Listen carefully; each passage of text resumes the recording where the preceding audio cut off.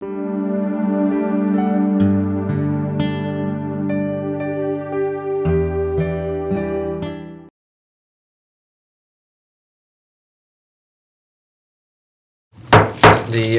December 2nd Finance Committee meeting is now called to order.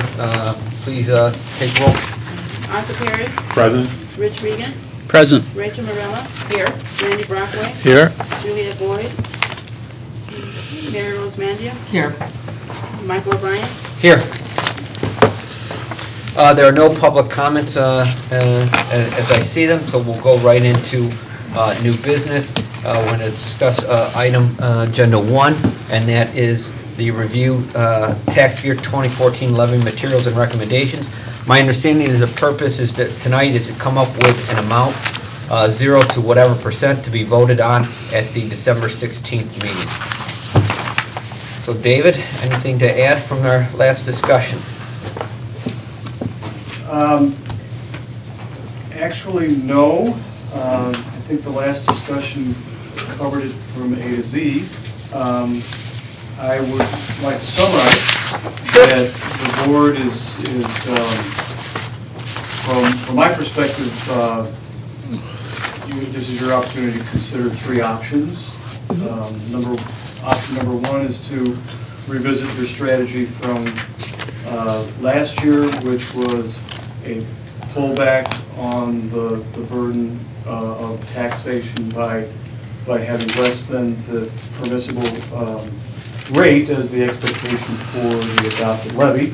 Option number 2 would be something that is reflected in these materials, which would be to adopt a levy that accesses the permissible rate and consider the possibility of a property tax rebate program.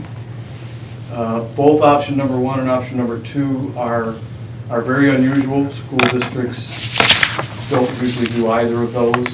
Option number 3 is what most school districts do, and that is levy with a very tremendously optimistic expectation for new property in the tax cap formula, knowing that whatever happens at the county level, you have no control, and the only thing that can happen at the county level is a cutback from your request. So what typically happens, as I explained the last time we met, historically, District 96 has levied, I think it was about 3.3% more of a levy amount than was actually received by your tax extension. The tax extension is the term for what is actually billed by the county. So the levy is a request. The extension is what actually happens. So option number 3 is basically to do what most school districts do, and that is make your request knowing that the county is going to cut it back. The philosophy, I think, behind that most frequently accessed option is that school districts are generally short of the resources that they would like to have. All school districts face the question, how much quality can you afford? Therefore, in this region where the tax cap is protecting the homeowner, and I think I went over the protection of the homeowner spreadsheet that gives you that proof of how the homeowner is protected. Setting aside the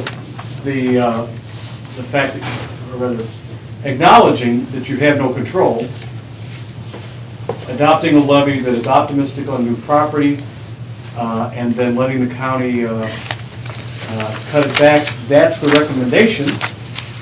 The recommendation is in your materials. What I've done here is hand out a packet that has a pagination from 1 to 58. This is the entire meeting this evening, so that at any point in the meeting we can say, we're now talking about page 43, wherever we are in the agenda. So I'm looking at the upper right-hand corner, and so that's page number 5. The levy recommendation is for a 2.2% increase. The very optimistic projection of new property is $3 million. $3 million of EAV includes Costco, Chick-fil-A, and I think I mentioned the last time, there's some townhomes that are coming on the rolls, but as I think I've said every time we're having this discussion, the assessor only knows so much, and things can increase between now and when the final accounting for new property based upon the closing of building permits takes place. So building permits get closed, new property gets added to the tax rolls, it's factored into the tax cap formula. This is an opportune time in terms of, I'd say, the relationship with the homeowner and the taxpayer, because you're already constrained to a fairly historically low increase. Historically, the CPI has been 2.4% over the last 10 years, even factoring in that 1 year in 2008 when it took a dive and went to 0.1%. So a 2.4% average is above what we're looking at. The national CPI was 1.5%. So 1.5% is the base increase over the prior year extension.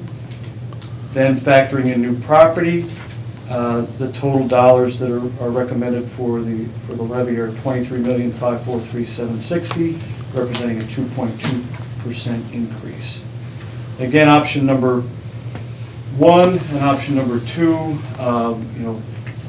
adopt a less than the permissible rate strategy for adopting the levy, or looking at a property tax rebate program. Certainly that's the pleasure of the board to explore those options, but I thought it was worth mentioning that those are strategies that are not very often pursued by a Board of Education at this point in time. All the other levy materials that I greatly enjoyed going over the last time we met, and I really do like to take time to go through every page, but since I did it the last time, probably not necessary for me to go through every page again. The important pages from my perspective in terms of making sure the board has a very strong grasp of what this levy means to the school district are on page 12 and 13. And on page 12, in column O, it makes it clear that the difference between the prior year extension multiplied times the CPI plus the tax rate applied to the new property, there's almost zero difference. So what that means is that your homeowner from year to year, who's an ongoing homeowner, is experiencing a tax increase that's equal to the CPI. And if there's any more dollars that are flowing to the school district, it's because those dollars are being taken from a source of new property. And that is covered in the columns F and G, where we're looking at the difference between existing property and taxes from new property, which is in column E on page 12. On page 13, the purpose of that is to emphasize that whatever happens once the county calculates the final extension, that becomes the next year's base. So when the board adopted a levy that yielded $23.038 million, that became the base for the 2014 levy, and the difference between what you could have received and what you did receive is $681,000 in the first year, and then that repeats itself going on in the future. And the cumulative tax benefit to the taxpayer in your community over a 15-year period is $11.9 million, or $7.5 million over 10 years, or $3.6 million over 5 years, and it worked out to be about $100 and some dollars per taxpayer. So either way, I think the school district did a great job of providing some relief, but that would not be the recommendation this year, considering that this is a unique opportunity for you to obtain the tax benefits from a Costco and a Chick-fil-A and this additional new property added to the tax rolls. Not availing yourself of that opportunity would be a permanent decision. Because then the following year that what's calculated as the actual extension becomes the base. So access your full permissible rate. And I know I'm kind of repeating myself from last time, but I'd like to be on a bit of a soapbox regarding the types of property tax caps that are already in effect on page 12. I'm clarifying that there are 4 types of limitations. First of all, the property tax cap formula itself. Secondly, the maximum amount that is requested. That's your adopted levy. Thirdly, tax rate maximums that a school district faces as limitations based upon the referenda that have been passed by the homeowners and citizens in the taxing district. And then finally, the statutory statewide tax rate maximums. So I think that summarizes the tax levy recommendation. Hope I've made clear that you're looking at 3 options. It's the pleasure of the board to decide what direction you want. I think we'll have a discussion now, and we'll make David available for questions. Dave, just to reiterate the point that you're saying 2.2 is the full permissible rate right now? Correct. Well, that's your request. Right. Once the county processes new property, then it will be less than 2.2%. We don't know how much less. The reason why it will be less is because $3 million of new property is a highly optimistic expectation for new property. What's to say we can't go up to 2.5 or 2.6? Do we have that right, knowing that the county's going to back it off, or is this 2.2 our full permissible ceiling? We can't go above that. Oh, many school districts, and I've never agreed with this approach, but they just automatically level a 4.9% increase, and it's because the truth in taxation threshold for publishing in the newspaper is 5%. They fall 0.1% below the truth in taxation threshold. I've always preferred being a little more calculating and showing how there's a rationality to the recommendation.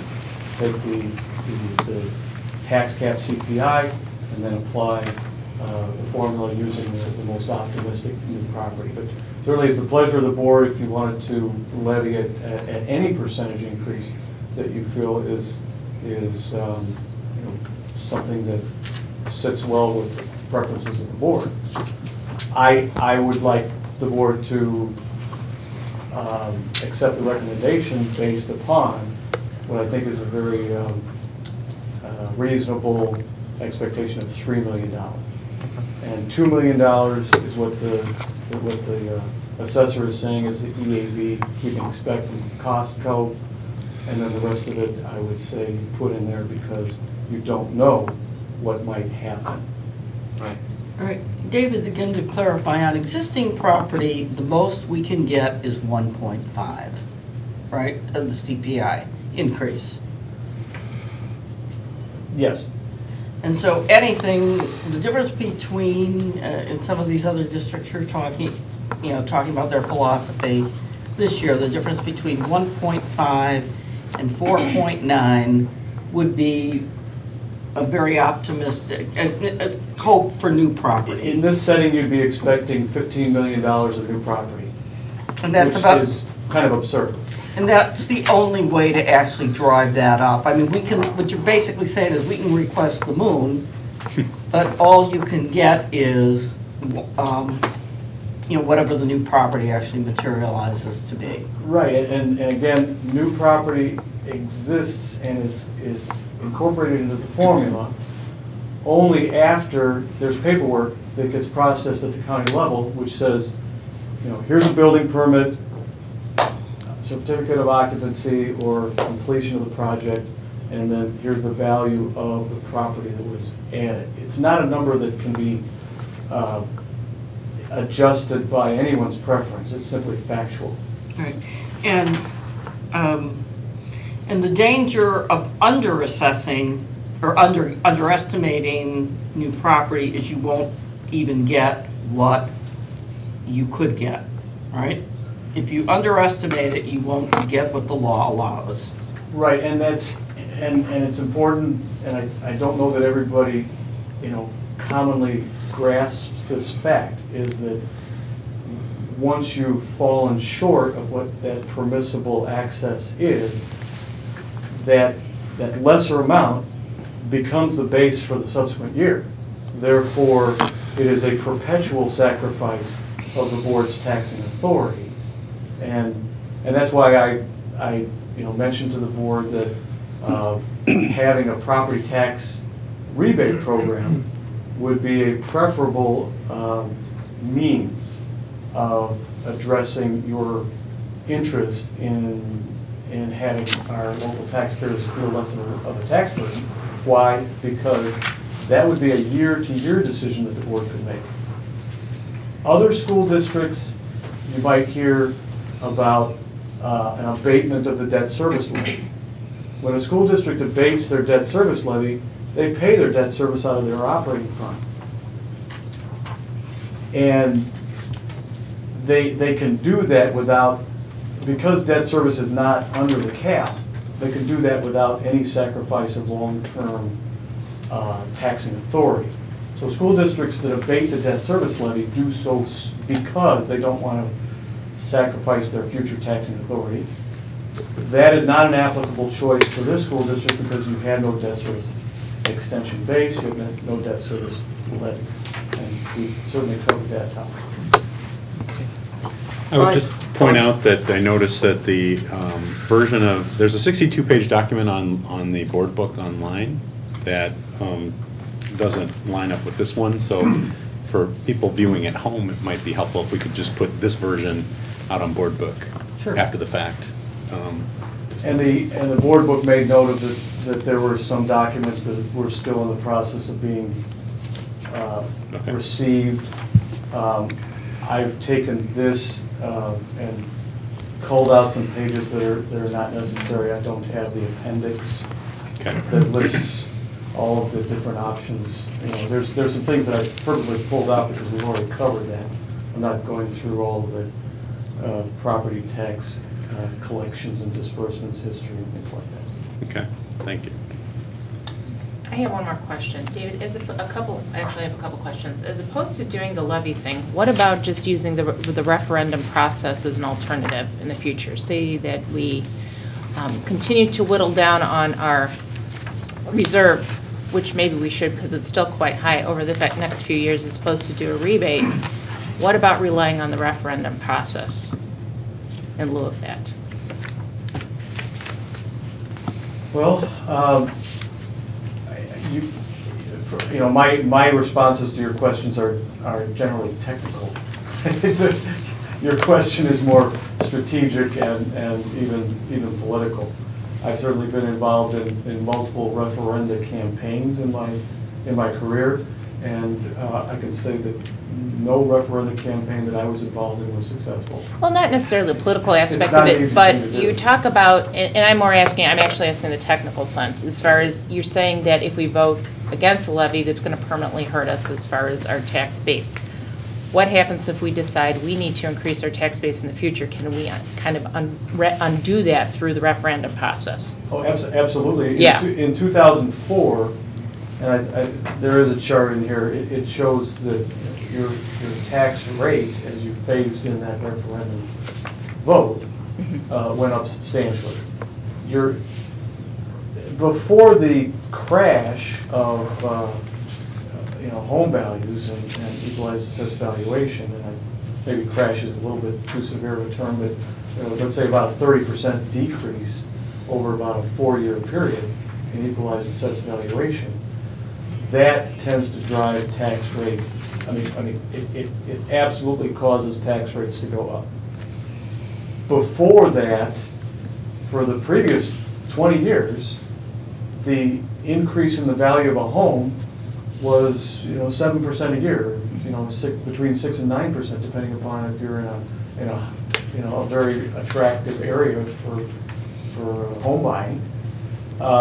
And during that time frame, tax rates went down, and school districts were even concerned about, well, what happens when you get so low that you're below the minimum that the state says is your minimum tax rate. That's not a worry today because the EAVs have gone down. Now the tax rates are going up.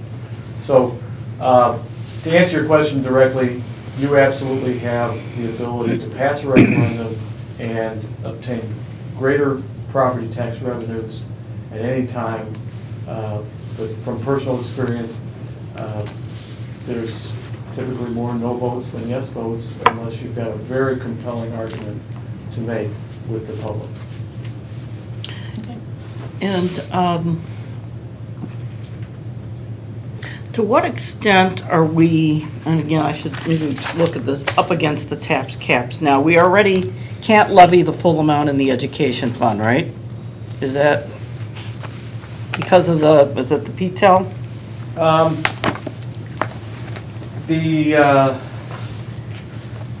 think we covered this last time, and it is important to recognize on page, I have it in the upper right-hand corner, page 5. Okay. I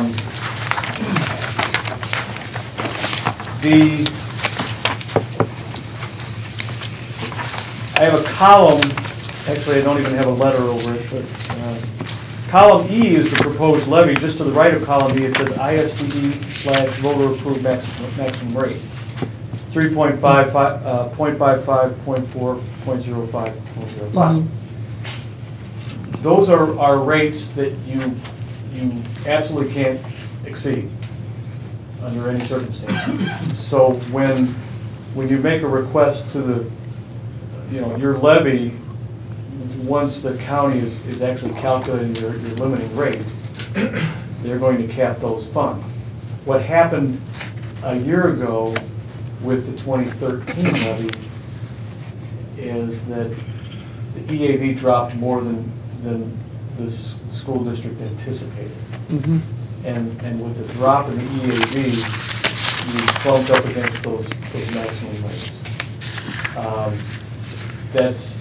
That's the reality of this process.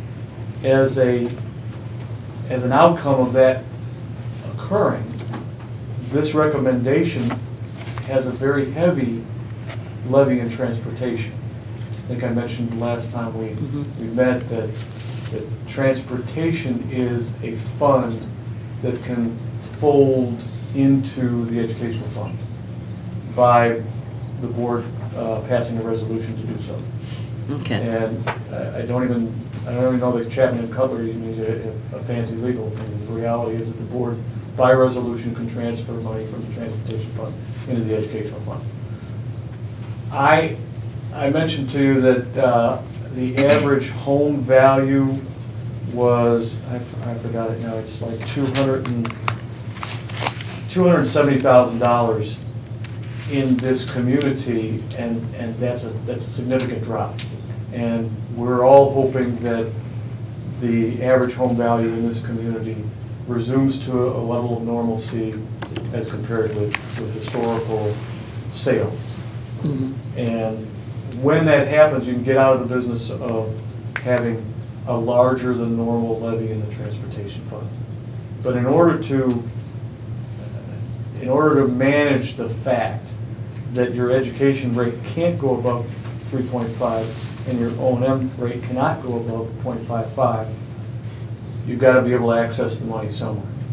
So I've talked with our attorney about it. There's absolutely no downside to this strategy, and that's the recommendation.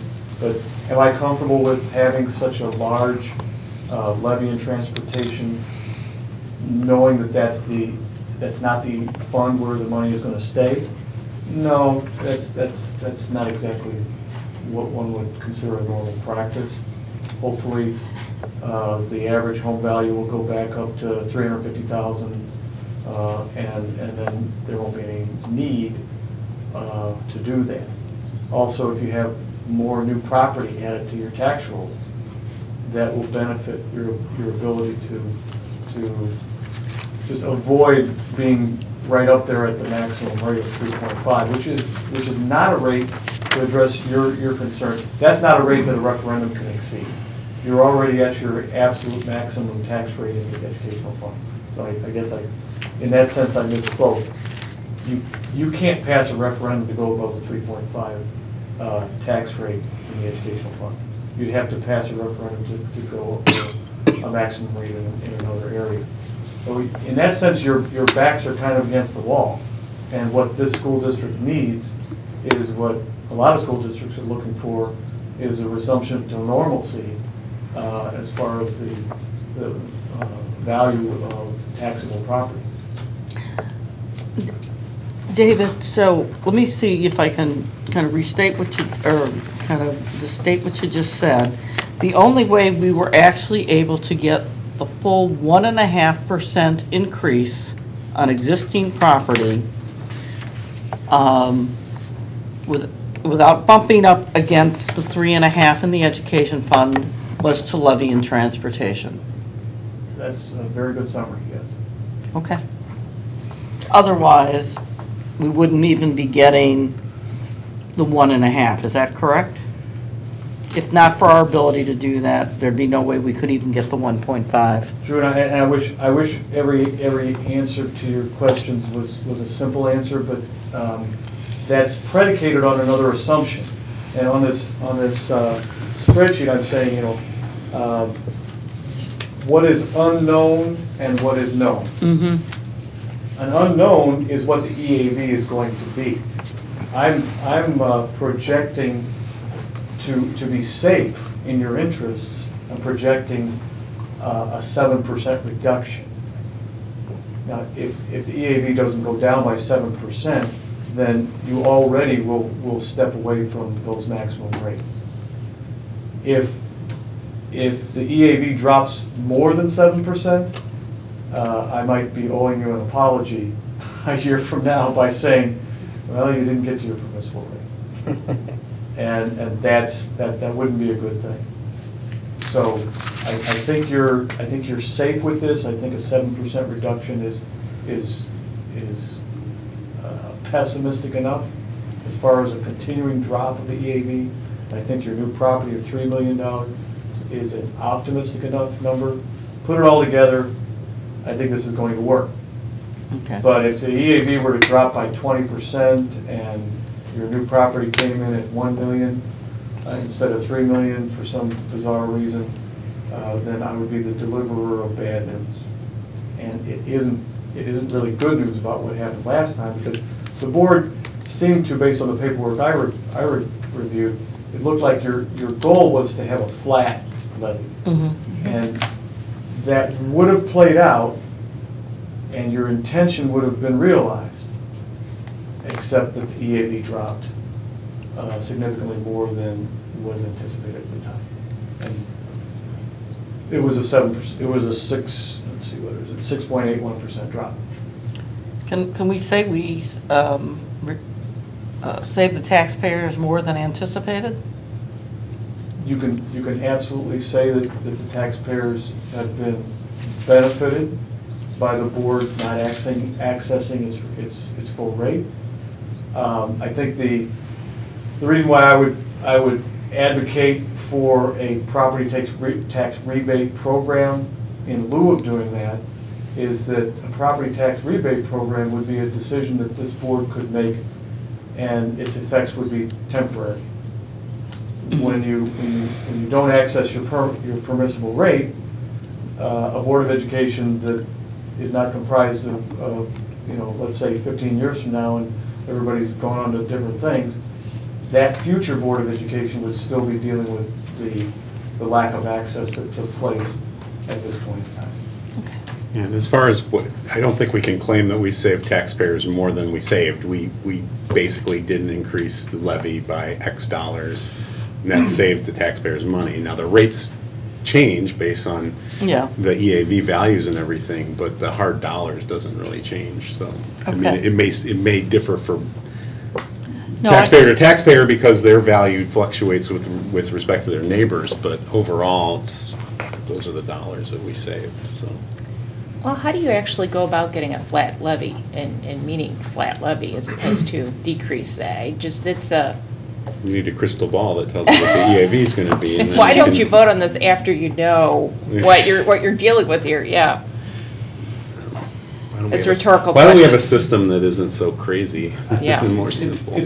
Well, and they try to. I don't have any kind of answer to your question except that the way it is. If one were to go to Springfield and convince them to change the whole system, it would probably be a good idea.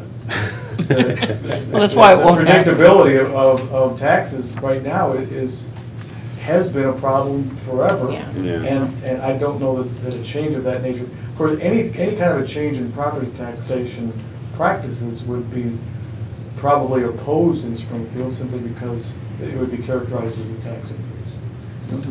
Not doing anything is the safest thing for a member of the General Assembly. Politically speaking, yeah. So, I think the system that we have today is the hand we're dealt.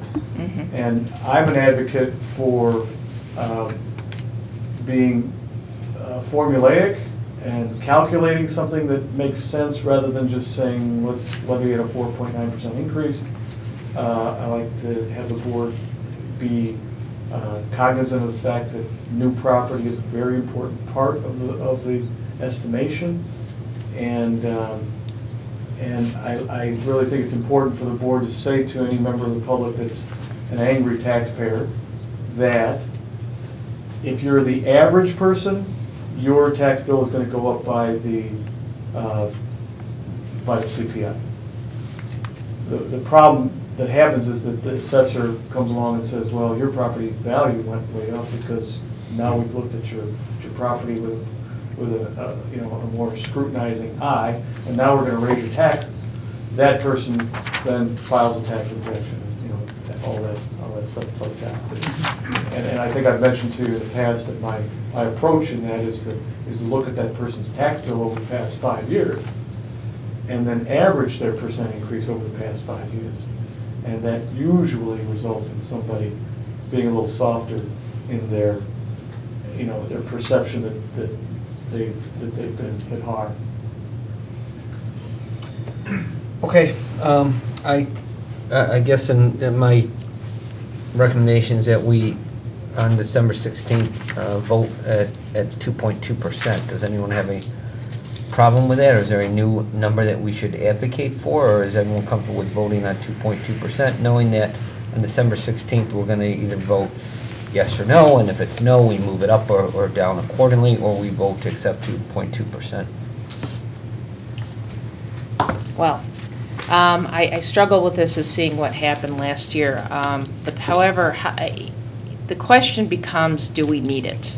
And I look at the rebate program, which was a great idea, but the administration of it looks costly, and it adds another level of administration.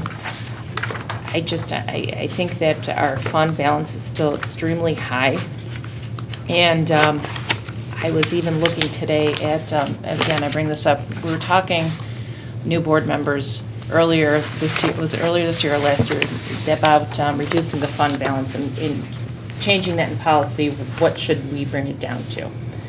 I took a look at, and I think it's 50% by our current policy now. Somebody correct me if I'm wrong. No, it's not that high. It's not that high? A minimum? 40% maybe? I'll look it up. But I took a look at another school district in Madison, Wisconsin, and their fund balance recommendations should be, their policy says no lower than 10%, no higher than 15%. Right now, even transferring the long-term debt, we're still at 77.3%, which is really high. I'm also disappointed, I don't think we did in as many, I am not satisfied that we did enough to cut spending and really make our operation efficient. So I would be inclined to do something nominal in case so that to prevent us so that we could actually have a flat levy and not a loss as we did last year. It appears that's hard to do without having a crystal ball. And the other thing that we have here is we have a whole lot of unknowns. We have a whole lot of unknowns. I mean, I think, David, you said the last time that we met, you know, an important factor, we're worried about taxpayer values, et cetera, et cetera. Keeping the bond rating that we have now is an important thing. And the amount of money we have in reserves, David, correct me if I'm wrong, Moody's and other people will reduce our rating from the rating that we have now, which affects a lot of things in this town. Mm-hmm. So we've got to be very careful, and we're sitting here with this thing that we don't know how much we're going to get. We know, I think there's going to be an inclination to move the money that we're going to use to service debt into a separate fund. But the thing that concerns me is, okay, so we don't know where the EAV is going to be. We also have this potential, we have this technology piece. And it's my understanding is that we have no idea what the technology piece is going to cost. And we had a meeting with David, and it's my understanding there's some money in the capital fund, but there's always a certain amount of money in the capital fund. You know, doing something radical at a time where we have this potential huge expense out there, but we don't know what it is. We don't know what our tax rate is. I mean, if we keep the option in our pocket of doing a rebate, the nice thing about that option is you can exercise it at the time when we know what technology is going to cost and we know what the EAV is. At this point, we're all sitting here in the dark going, that's like being in Las Vegas and hoping it works out, you know? And, you know, with all the good intentions that everyone had last year, that didn't work out, you know? Taking a more cautious approach as, you know, the public trustees for the, you know, for the taxpayer here, and saying, well, we have another option with the possible rebate program, because really, I think probably if you look at the costs, and there's different ways we could look at administering it or not, you know, if that's a concern, at least we'll know then what we have. We'll know then what the other factors are. I generally agree. I just wanted to make one point. You make great points. I had a point and fell out of my head, apparently. So, anybody else want to talk about those days? Well, I do have a quick question, since you brought up, you know, reducing the transferring money out of the education fund into debt service. Now, we had talked last time about how our you have all these great comparisons of our district's ranks on various fiscal strength indicators, and I think there was one we might have been able to look at at our fund balance if we had paid off the debt. And I have that in front of me, and we were at the 94th percentile when we compare apples to oranges, and we assume that we're like other school districts that have a debt service tax rate. Because we're not that, we're overstating our cumulative balances, and when you subtract out our committed reserved funds for payment on the debt certificates that are outstanding, we drop from the 94th percentile down to the 81st percentile. So Right, so we would. Roughly 20% of school districts have a larger cumulative cash reserve than District 96. When you factor in the reality that our cash reserve absolutely is going to be used to pay the outstanding debt certificate. Did you ever do a run the numbers on if we just paid off that debt, how that would affect our fund balance? Yeah, and the main problem with that is those debt certificates are non-callable. Okay. Right. And when we look at that, it's like, Okay, well, that sorry. kind of takes it off the radar screen. We're better off doing what I'm recommending, which is an internal defeasance. Okay. And making this a commitment that's coming out of the debt service fund, avoiding the mixing of apples and oranges is what we're doing right now. So let me rephrase the question then. Is there a way to conceptualize this in a way that would allow us to just see what effect that would have? Even, it can't be done, but maybe there's other ways to structure things that would simulate that? The problem is that when you ask PMA to run such a simulation, they're going to be self-interested on the way that they calculate the rate of return on the invested money. In other words, Okay. they don't want to be optimistic because they could get burned. Okay. So it's safe for them to assume a very, very low rate of return. And therefore, the cost of defeasance is higher than it should be it's higher than if you say, well, you know, I mean, I've heard some people in the banking community that feel like, and have felt for a long time, that interest rates have to come back. And we may be seeing, you know, 2, 3, 4% as an opportunity, especially for a school district that is tax exempt. So, anyway, yes, that simulation could be run, but if I ask PMA to do it, I don't really like the results. Okay. And so what I have in the board packet is a recommendation that assumes 3, 4, and 5%, a constant 5% going out in subsequent years, which is absurdly high, and that's okay because we can never move money back once it's been moved into the debt service fund. So I'm recommending an internal defeasance that alleviates the school district from what I think is a problem that you faced in the past, which is a misconception by the public and maybe even by board members that you have more money at your disposal than is true. Yeah. It's not really money that you have in the future. It's going to be taken away from you. It's committed, it's committed. Those payments are going to be made. Rachel, to your point about our fund balance being high and maybe taking another opportunity to continue to, to continue to operate off of existing money rather than additional money, is this the right year to do that given the increase in new property?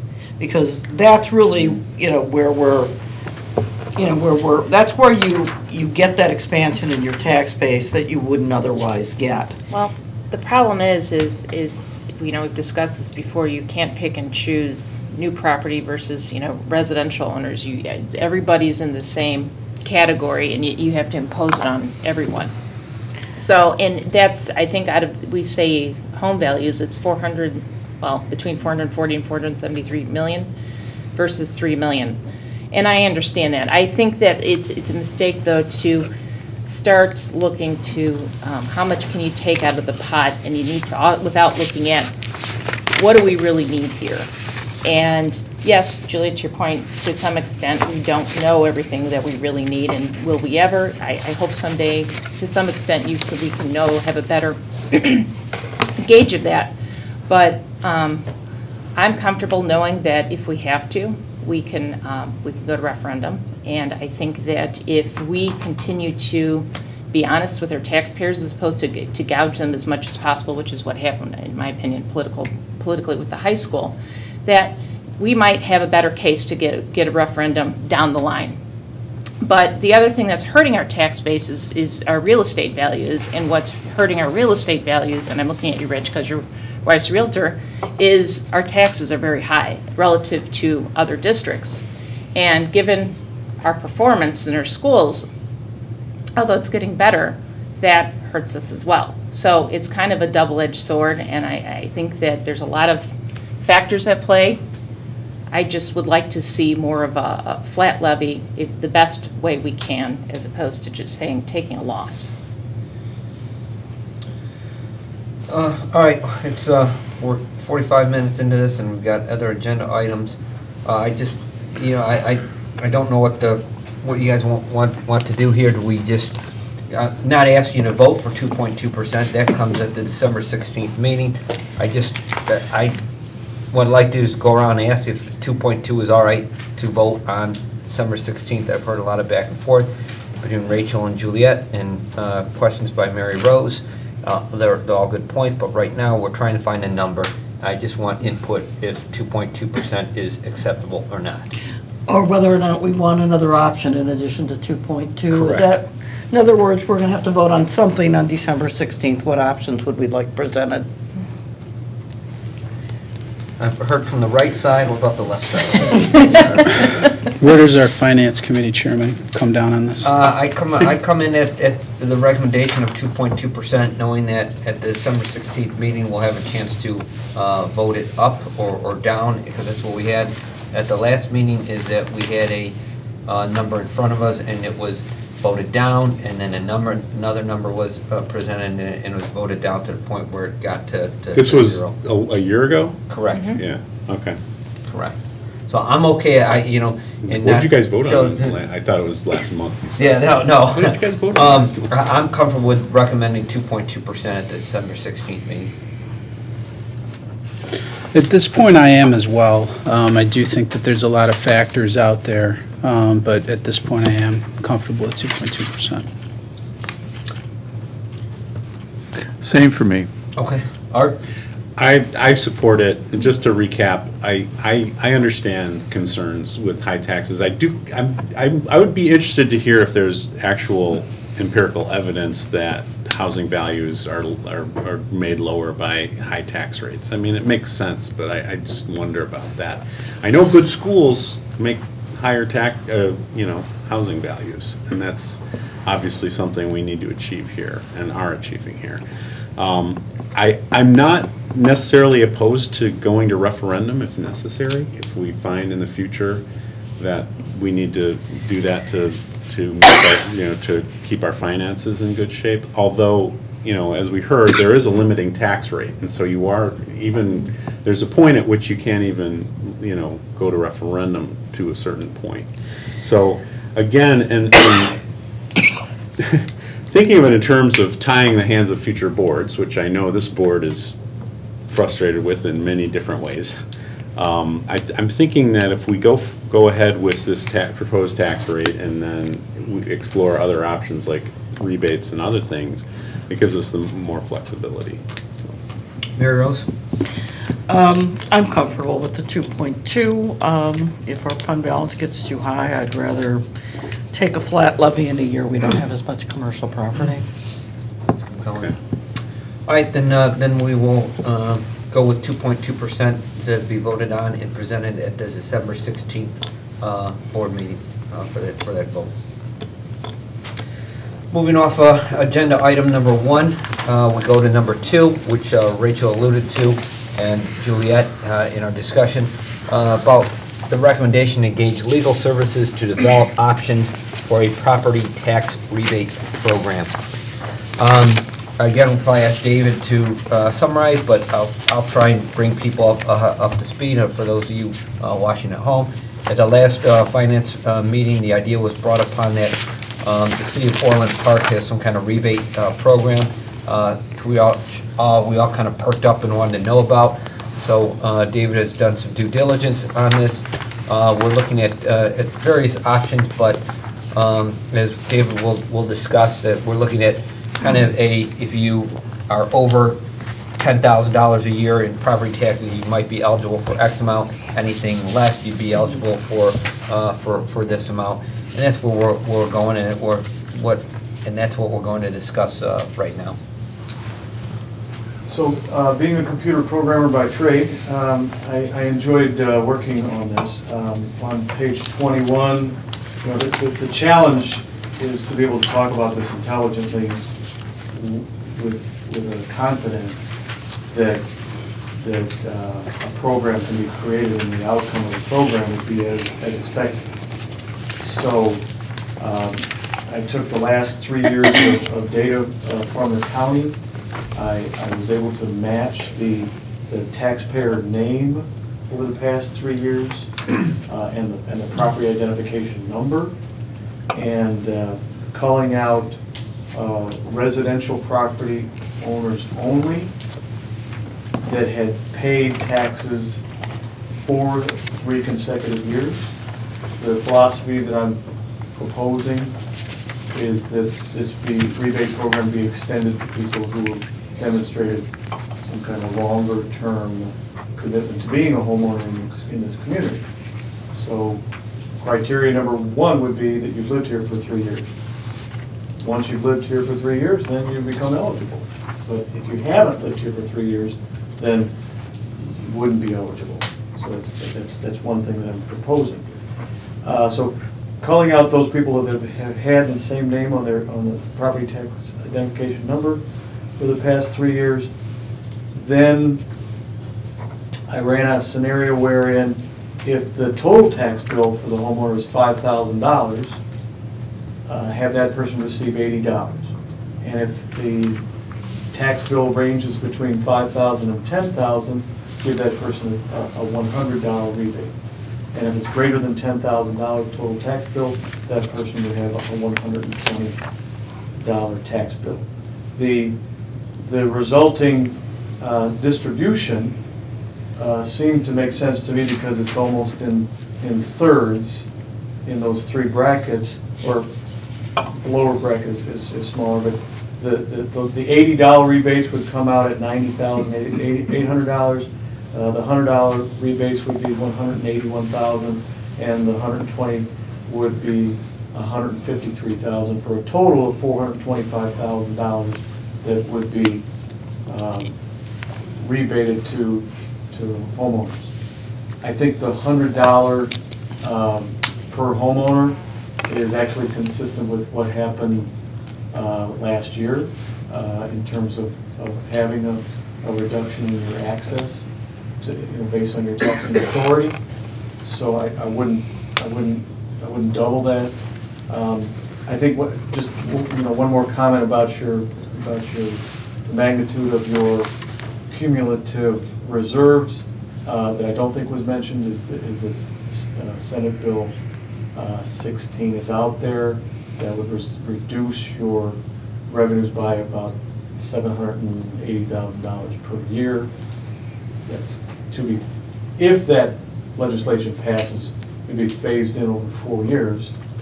But that's a cloud that's hanging out there that should be recognized.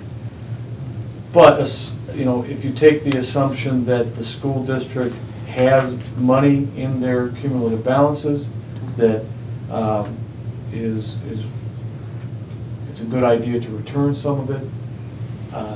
I think this is a workable scenario from the standpoint of the mechanics. And if you wanted to provide direction as to 3 different ways of doing it, I've written the computer program. I can change the factors in any way you'd like and come out with a different, if you want to target a dollar amount, so instead of, I just thought that $425,000 was a dollar amount that was something that might be absorbable within the resources of the school district. And that's basically it. I'm offering to follow up on this and develop other scenarios at the pleasure of the board. But the recommendation that the board needs to either accept or not accept is to expend legal fees, because, you know, if you really want this to happen, then all of my work to speculate as to how this is going to play out, that's important to know, but really it's equally important to know, you know, how the lawyer would advise us in terms of the resolutions you need to pass, you know, what would need to be adopted by the board and communicated to the public.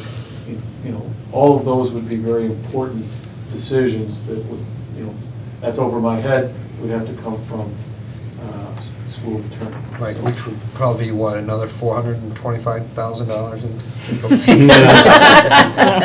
So I do want, I appreciate that, David, so we'll probably ask some questions here like we did. But from our earlier discussion, when we were at the last finance meeting, everyone kind of perked up and said, well, wow, rebate, that sounds good. However, when we talked about the 2.2%, Rachel, you said you had a problem about the administrative part of it, and I thought you'd be, wow, I really like this program, but now it seems like you've kind of pulled back. Because I have the same concerns too. It's like, well, who's gonna cut these checks? And now is it just gonna put up a lot of personnel and people coming by and trying to keep track of who we paid who? And is it an administrative nightmare? I guess I worry about that too. Whenever there's a pot of money to be gotten, the potential for fraud just immediately goes off in my head.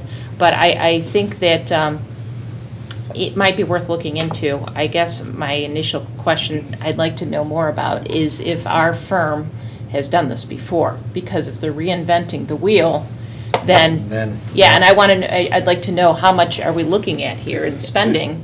Is it going to be $425,000 for everybody to get $100 back? Is that worth it? That's actually a good point, and you know, basically who is Orland Park has used to help them with this. That might be a really good question. Another question that I have, is it possible to have this tool or this mechanism available,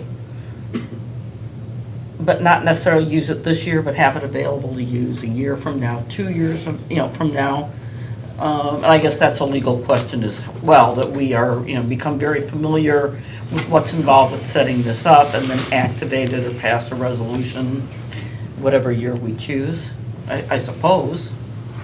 I think at this point, if the board doesn't really see this as a viable program to launch at this time, then we shouldn't expend resources to take it on as a project. If the board sees it as something that has very tangible appeal, then I really don't think that the legal fees are going to be astronomical. I think they're probably going to be relatively, they'll pass a straight face test. I'm estimating that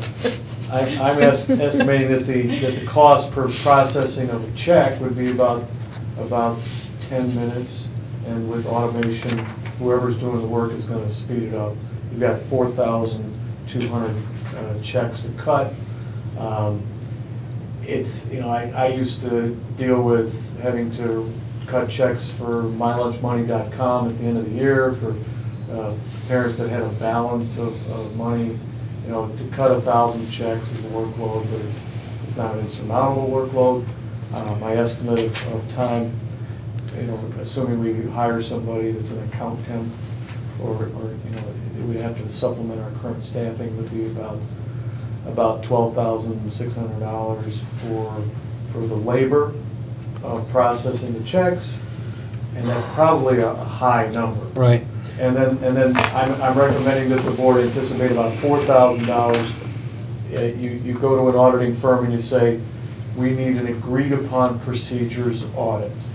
The auditor will execute a plan to give the board assurance that every dollar that was allocated for this purpose was used for the purpose.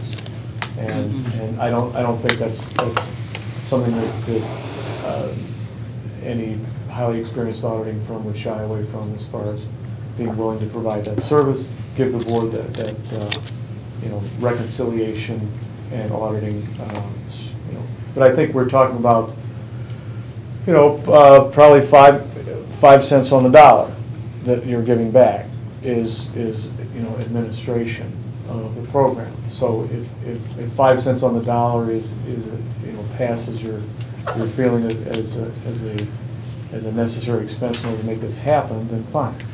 Then I think it's probably workable. Well, one thing I wanted to point out, that's one way to look at this proposal right here. I think ultimately the overhead costs don't bother me, I'll be honest. I think we as a board need to decide if a program like this makes sense. 5 cents on the dollar for this rebate amount. If we say double that and give everybody $200 back, I'm not saying we should do that or not do that, but then it becomes 2.5 cents, you know, on the dollar, right? Am I, okay, so I personally think the real question is, does this program make sense? I don't think the maintenance and overhead on it is a concern Something to to me. shy away from. I agree, I agree. Okay. I think Juliet? also the other thing here is that the nice thing about this is, I mean, David's put the work into this. We know Orland Park's looked at it, that it's something we can look at later when we have a better idea of what our numbers are, and then say, okay, let's spend the money on the auditor and the lawyers at that time. It's like something we now know we have an option, that it's actually a feasible option. And, you know, we can table it until we have more information, know what the costs are going to be, and then, you know, rather than spending the money now and then, you know, 6 months from now, maybe things didn't work out with the EAV or whatever it is, and we don't want to do it, you know, whatever it is, it's something that we know we can come back to and spend the money when we're going to do it. Just to add a thought, if you look at the history of this national CPI, within the past 5 years, we had a 4.1%. If you got a 4.1% 2 years from now, that might be a good year to consider softening the increase by saying, okay, we realize that the CPI is 4.1%. We're happy to access our limiting rate, but we're going to provide some relief.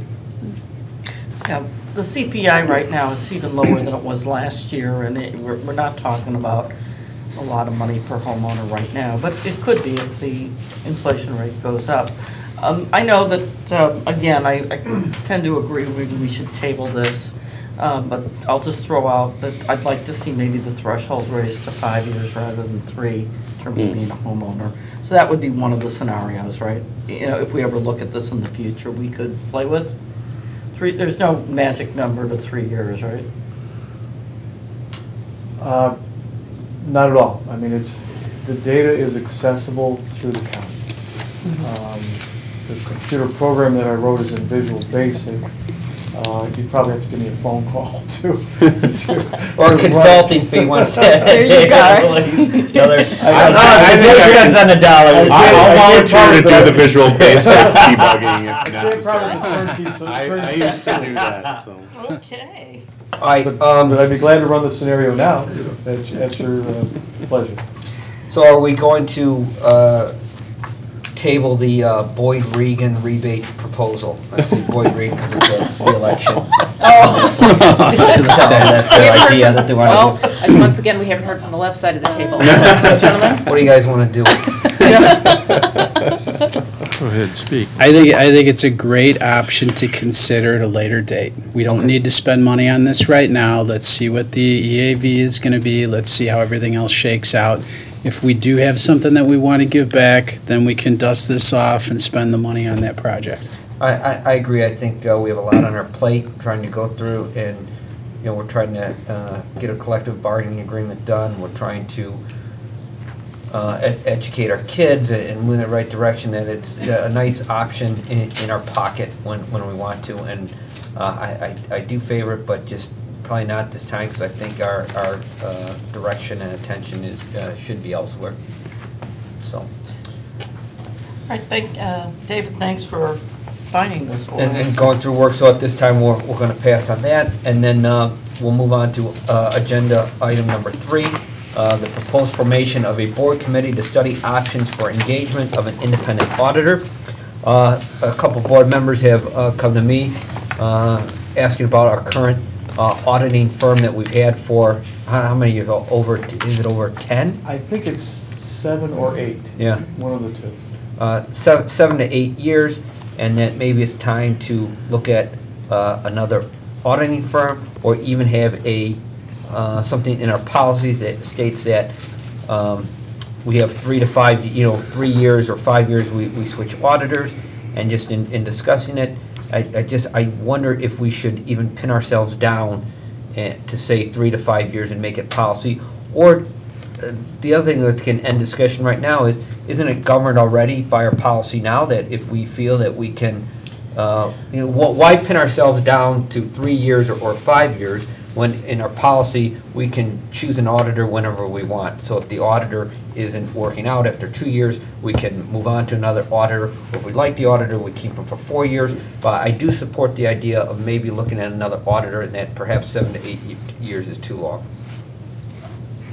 So this is a proposal to form a board committee to study changing our auditor at the earliest opportunity, or whether we should or not at the earliest opportunity. And I would also add that the board committee not consist of anybody on the collective bargaining agreement group, because I think that those folks are, unless they want to, but their time is tied up on doing that. So that leaves a few of us to do that. And just, I don't think we're violating any policy of looking at auditing firm that we've had for 7 or 8 years. I think we're well within our rights. And if we adopt some kind of policy that we can only keep an auditor for 3 or 4 years, 5 years, I think we're hamstringing ourselves. Well, hang on. Is this committee going to look at policy, or is it just going to look at interviewing auditing firms, or something else? Maybe. I think both. I think we would come to a recommendation that we have a new policy, that we have an auditing firm. We switch auditing firms every 5 years, and that's policy. Or if that's, we totally ditch that, and that this committee just look at hiring a new auditing firm. I think the policy is secondary to making the move to change the auditing firm. I think we change the auditing firm right now. We can consider a policy change later on. Okay. Okay. I'm okay with that. Everything all right with that? David? I went through this process 2 years ago. The type of work involved is reviewing a request for proposal document, feeling comfortable that what's going out to prospective auditing firms is a good representation of the board's expectations, approving that RFP, and then scheduling interviews, determining what is your goal as far as paper screening down to a certain number of firms, or sort of like any kind of a job interview type of a process. And then I think you probably would need to have 2 dedicated nights to interviewing auditing firms, and you'd probably need to give each one of them probably over an hour to present and have a question and answer with that firm. And if the board, maybe an hour and a half. But it's not a process that is just easy to accomplish without a substantial dedication of time. Okay, so I agree. I think we all agree with Rich's suggestion that policy is secondary, that we, form a committee to go down this process. To, if I could paraphrase what David's saying, is that we put the proposal together, the RFP, get comfortable with the RFP, send out the RFP, and then invite auditing firms and narrow that list down very much like a job interview, and spend 2 nights to find whoever this committee people are, to whittle it down to 1 or 2 choices, and then make a recommendation and vote on a new auditing firm. Does that sound okay to all involved? And yeah, I'm more than happy to carry this and serve on that committee if I could have another board member, if there's any volunteers. All right, sounds good.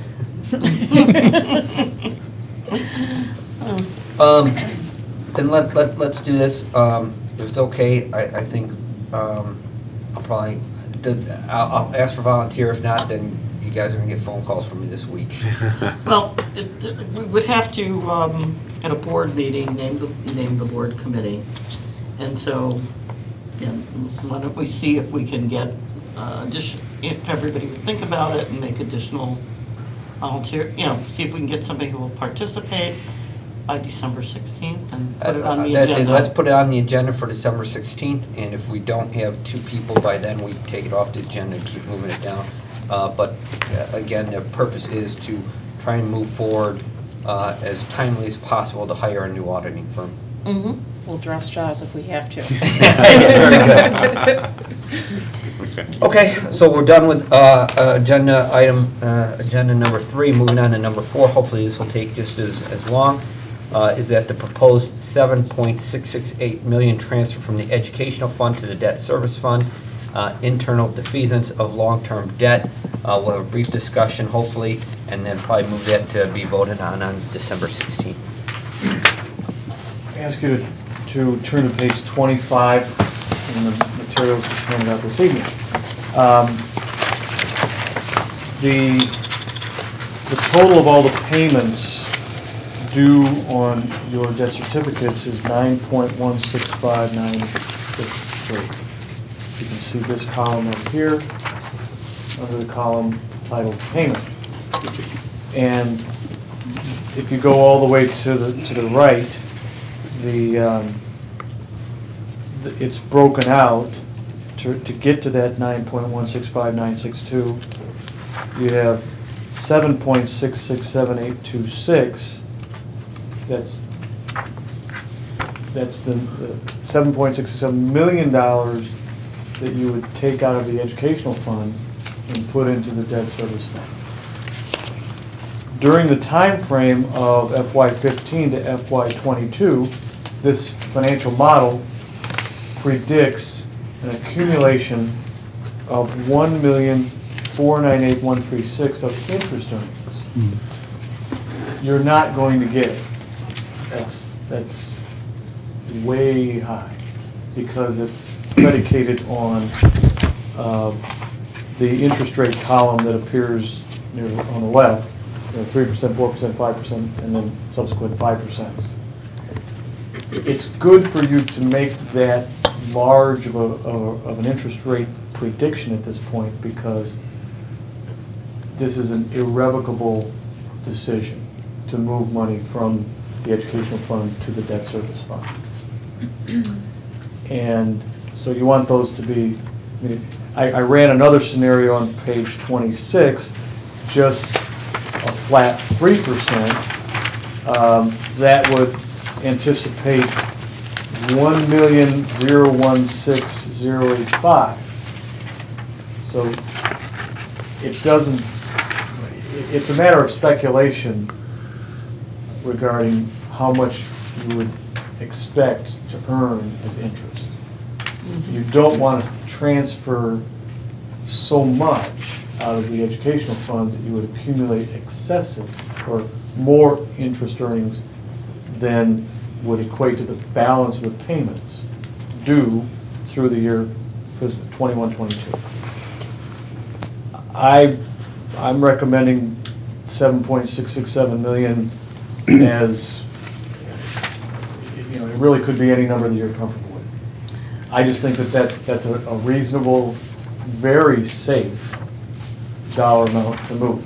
The benefit of making the move from the educational fund to the debt service fund is that your financial statements then provide a more accurate representation to the community regarding your financial wherewithal and your financial strength.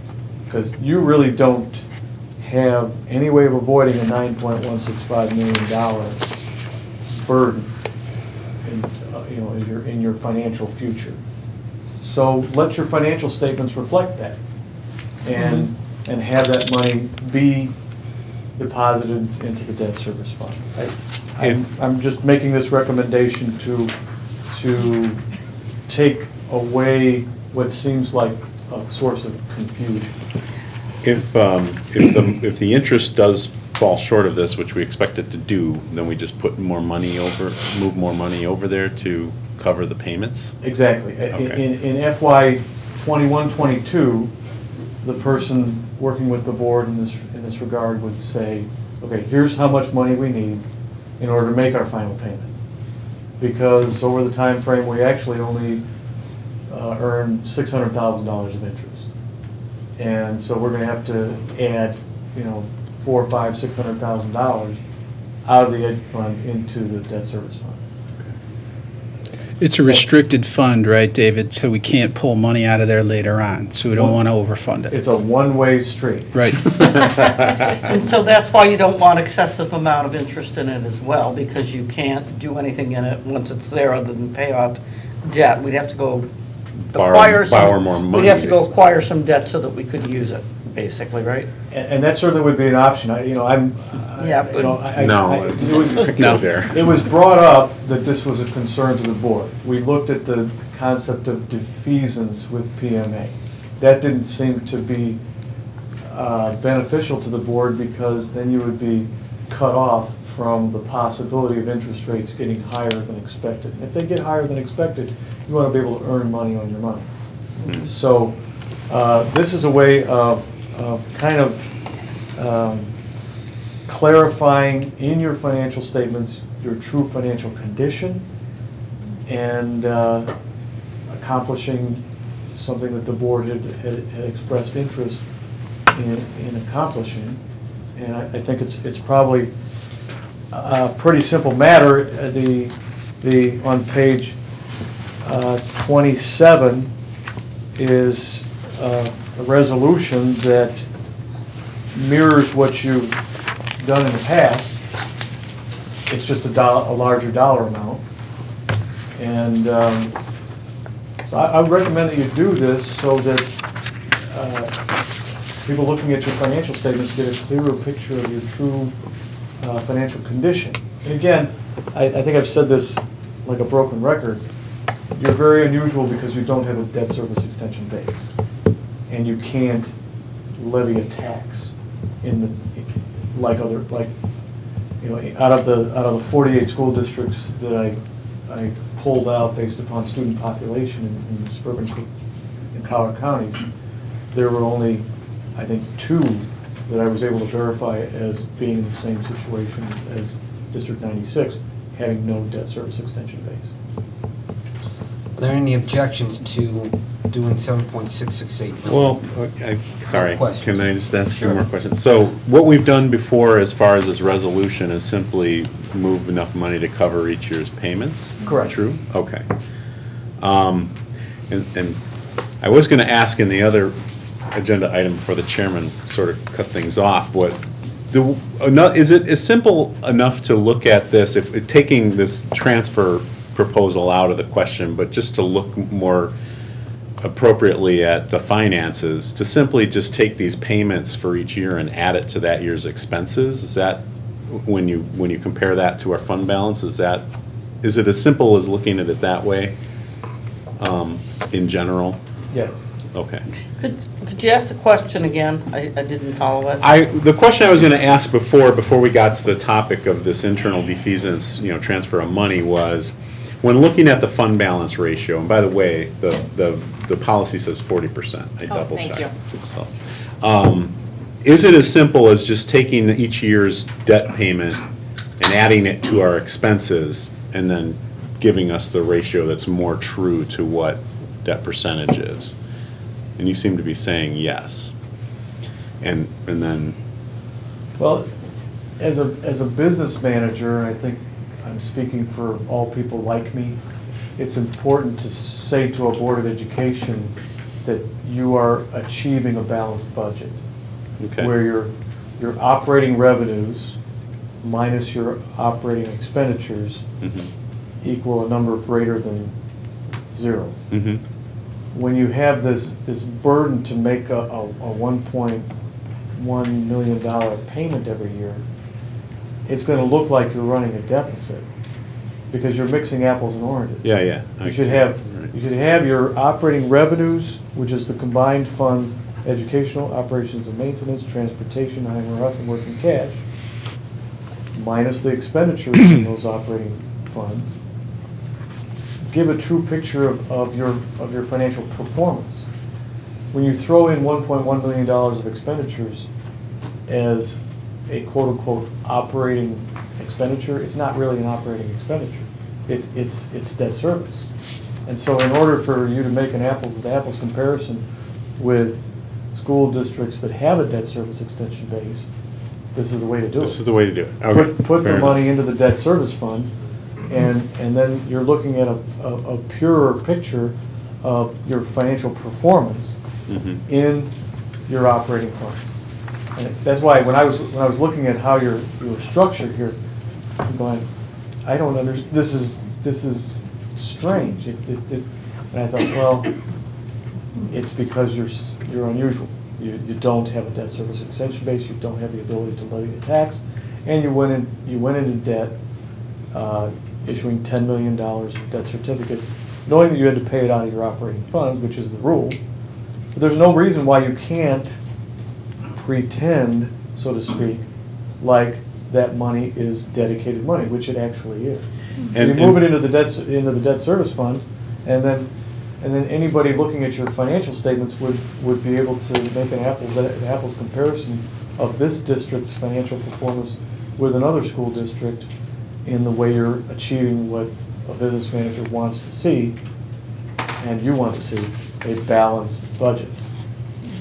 And just by way of background, and maybe this was covered before when I wasn't here, but the fact that we don't have a debt service extension base in this district is something that happened 20 years ago or something, right? You were a victim of circumstance. Yeah, we didn't have any debt at the time that the property tax extension limitation law, the tax cap law went into effect or whatever, or some rules around that, and therefore we don't have that, which to me makes no sense. I mean, that forever changes the finances of some districts based on some circumstances in one moment in time. And this is a little off the topic, but I'll go ahead and tell you that I Sorry, went, Mr. Chairman, I took us off. Pushing it.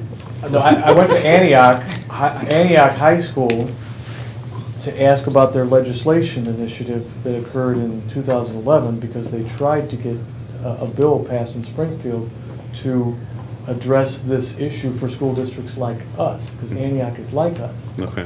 And that business official was going to send me information on what they did, and because I asked the state of Illinois to give me a list of all school districts in the state that don't have a debt service extension base that are under the tax cap. Well, the state of Illinois doesn't track that. So I contacted Antioch for that information that I don't yet have it, but you know, it was a serious enough issue for them to actually try and work with their local legislators and say, let's get a bill passed in Springfield. Well, it didn't pass because it would be characterized as a tax increase.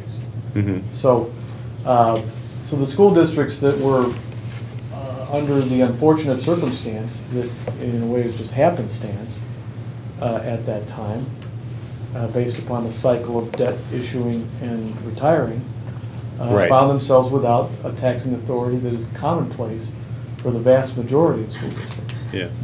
Well, I think with Rachel's EAV idea in this, I think we can kind of storm Springfield, try and knock some heads and get some things changed. So. We're reaching out to our local state representatives. All right. Again, I'm thank going to you. reiterate that, does anyone have a problem with $7.668 million, and we put this on the agenda for December 16th meeting to get voted on and passed? Are there any objections? No. I think it's the right thing to do. It clarifies things, but it is a one-way street. We just should not forget that, because we're committing this money to this, and then we have to live with it. If interest rates invert in a way that makes this model look different, then I hope that doesn't become a problem. Just a point of clarification, it won't appear as 7.668 because you've already done a transfer last month. It'll be a recommendation for 6.618. Which is the difference between, you're transferring an additional amount. So that's what would be forwarded in the board materials. Okay, so point of clarification, which I can't say, it'll be 6.618 that we'll vote on, on December 16th because we've already transferred money over into that account. So And that's what page 27 it actually says. Okay. All right, moving on to item number 5, the idea for proposed enrollment projection study. Again, I'll refer to either our superintendent or David to present the case, why they feel they need this, and then we'll kind of open it up for discussion to see if we need to move this onto the agenda on December 16th or not. So without any further ado, why do we need a enrollment projection study? Did you want to comment on that first? Well, let me make a clarification.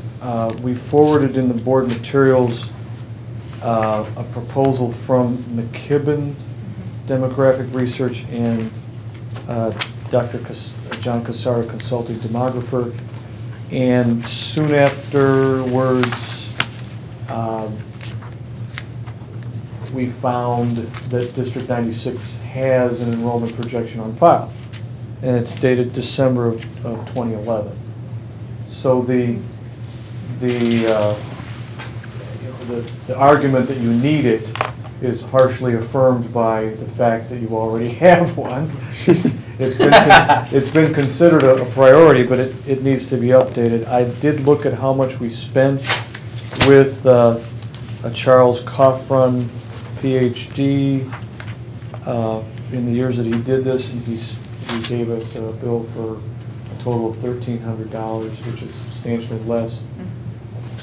I think that this is I believe he was wildly off on his projections, is what I've heard. Your recollection is very good because his usually you get from a demographer your high, medium, and low, and on page 35 you can see that his high is 1691 and his medium is 1577. The next page is his low of 1480. This is not that long ago, and he's off by, what did we say, 117 kids, because we're at 1694, and so I would say that maybe this is something that we need to look into further before making a recommendation to the board. At this point, we should just ask the board if you're interested in us getting to that point where we're going to make a recommendation. Because I don't think from the materials that we have in front of us that we're just not prepared to make a recommendation. We need to ask the board's direction, and then I'll ask for Bob's summary. Well, and I think what precipitated this conversation was both school years that we've started as superintendent, we've overridden the class size policy. And going forward for next year, specifically at Ames, we're maxed out at classrooms, but we're probably looking at 3 4th grades going into 3 5th grades, and then having 3 kindergartens coming in. So do we look at changing that multi-purpose room into 2 classrooms? Do we look, and then changing the gym into a cafetorium? Because that's where the kids right now eat lunch, is in the multi-purpose room, and that's just one example. I know there's a few classrooms that are open right now at Blythe, but that's where the modified instructional program is. We do have a classroom allocated for Quest. That's there, that's not utilized full-time, but I know that we've discussed previously at looking at specific grade levels at Blythe that may need to be adjusted for next year, whether we combine those classes or separate them. I think that's still under discussion as we look at data coming out for the fall assessment, or for the winter assessments. So I think it's just an ongoing problem, and knowing that we can, or I shouldn't say problem, but it's an ongoing need to continuously examine the enrollment and looking at our space needs. And then when we have our architect approved in December, when we approve their contract, that's one of the things that we can ask them to start looking at is space and facility needs. All right, so if there's not any objection, I say we just table this until you would like to bring it up again at the next finance committee meeting, if we do that, to come prepared with questions that we have and why we need this. So I'm okay with that as of now, so we'll move off agenda. Can I just, go on, Art, I'll let you go first. Yeah, quick question. Are we, if we do, I'm asking what are the two proposals we have and where did they come from, and are we going to be looking for more? You know, are the Carolinas a hotbed for demography because they're both from North and South Carolina? I mean, what's going on there? Or what potentially could we be looking at doing? Dr. John Casarda is the only demographer I've ever worked with, and he has 200 schools that he works with. I sometimes say that he is to enrollment projections what McDonald's is to hamburgers. So he's very prevalently used. McKibben is emerging, taking some business away. I think these are the most widely used demographers in our region. So I know from experience that Dr. Casarda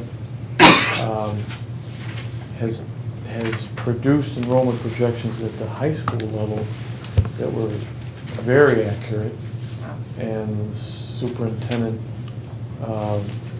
I've seen actually two superintendents proudly say to the public that he's right on on his Series B projection. So I think at the elementary district level, an enrollment projection is much more difficult because you have to factor in birth counts, and you get that from the Illinois Department of Public Health and that. So I don't know that the accuracy of a high school enrollment projection is as much of a challenge as the accuracy at the elementary level. So, you know, to answer your question, the reason why these two demographers are being presented is because they have such a pretty vast number of clients. Okay. One of the things, I'll just make this short, but I do think that the past demographer we had with this district was way off. And there were actually some specific things that didn't make any sense. They need to understand a lot of things about our locale here. So I just want to make sure that they do work in the nearby area. You know, if they're coming in from out of state or whatever, that they really understand. For example, really quickly, it did come out that the demographer who did the project before didn't understand that for looking at property tax records that PIN numbers don't change when houses sell. He assumed they did, so he didn't think there was any inflow or outflow because PIN numbers didn't change. That's just a huge miss. And did we get a refund? Well, you get what you pay for. $1,500 isn't versus. So I mean, that's just one story. I want to make sure that if we hire somebody, they don't do mistakes like that. Yeah, I do share the concern, as we all got an email from Ms. Barlow earlier today, is that why engage and spend money at this, when we know enrollment's always going to go up, and so why not spend that money elsewhere to, on a program, or just keep it in our pocket, or do something to alleviate. I am skeptical of a demographic study. We know our enrollment's going up. Why do we need a demographer to do that? Why not keep that money in our pocket and just spend it elsewhere on a program, or alleviating the space that we know there's a problem, and we know every year because we kick the can down the road about class size policy. Well, the only value I see is if there's a potential that there could be a peak and a slope that would help us do long-range planning. But you're right, that we haven't seen that top yet. It's scary.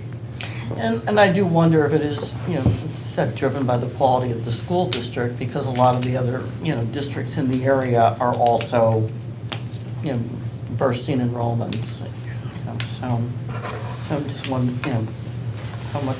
I mean, yeah, demographics play some role in it, but. How often, and David, I'll ask you, how often do school districts normally do a demographic study? Is it kind of a standard practice to do this? I don't know much about it. I don't know much about the science, if it's similar to appraisal. My past experience is about every 3 years. Get an update from your demographer. If you look at page 35, the growth from in the mid-series that he was projecting had 1,268 students growing up to 1577. And I guess the issue from a long-range financial plan perspective is I'd need to compound CPI growth and cost plus enrollment growth, and then do a financial projection that mirrors in some way, shape, or form your enrollment projections. So I just think that school districts rely on demographers to at least give them the best that they can guess. Are they going to be right on the money? No, they're not. But if they're within a relevant range of your discussion and planning, as Bob and I have talked about this in relation to your hiring an architect, Leggett Architects now, the enrollment projections might factor into your long-range facilities plan. And if there's something out there that the board needs to know that has major implications, it's better to have a forecast than not look to the future. And so my orientation is that school districts make this a standard practice. Is it possible to do a decent projection just by going back and looking, I don't know, past 5 years and say, all right, we've been going up an average of 5% in enrollment every year. So just assume 5%. Just assume 5%. And don't mean to compound the question. Another issue that comes up is we don't know what kind of issues these kids are going to have, which is what really throws in the wrench to all of this, is what kind of supports will they need or not need. That's really, I think that's the hard part of all this, and I don't think any of these demographic studies address that. And if I could just chime in, if you're interested, we have actual enrollment numbers going back to 1965 in this district. If you just want a spreadsheet, I think there's a PDF out on the website. There was before. I don't know if it's still there. Hopefully it is. So we've been looking at that as part of a class size and student assignment policy, committees and things like that. So we already have that. We can look at that at any time if that's helpful. And I guess I'm looking to the business manager to say, what happens on relying on those numbers? I've had experience doing a cohort survival method in enrollment projection. I've done that myself, just because at the high school level it's not hard to assemble the data.